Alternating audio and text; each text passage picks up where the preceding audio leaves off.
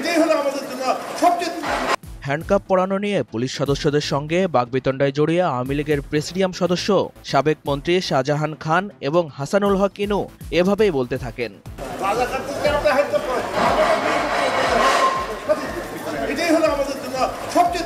গণহত্যার মামলায় রোববার প্রিজন ভ্যান থেকে নামানোর পর আন্তর্জাতিক অপরাধ ট্রাইব্যুনালের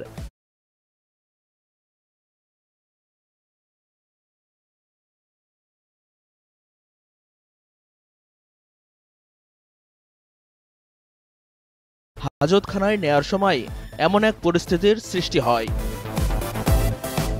বিচার কাজ শুরুর আগে ট্রাইব্যুনালে হাজির হওয়ার সময় শাহজাহান খান তার হাতে হ্যান্ডকাপ দেখিয়ে বিচারকদের দৃষ্টি আকর্ষণ করেন।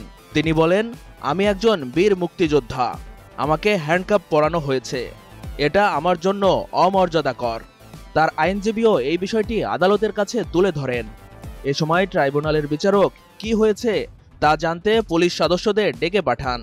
পুলিশ সদস্য নুরুন নবী ট্রাইব্যুনালকে জানান, পুলিশ সদর দপ্তরের নির্দেশনা অনুযায়ী আসামিদের এভাবে হাজির করা হয়। তখন আরেক পুলিশ সদস্য শহীদুল বলেন, প্রিজন ভ্যান থেকে নামার সময় তাদের রাজাকারের বাচ্চা বলা হয় এবং বলা হয় তাদের দেখে নেব। শহীদুল আরো বলেন, হাসানুল হক ইনু পুলিশ সদস্যদের বলেন, তোদের 14 গোষ্ঠী খেয়ে ফেলবো।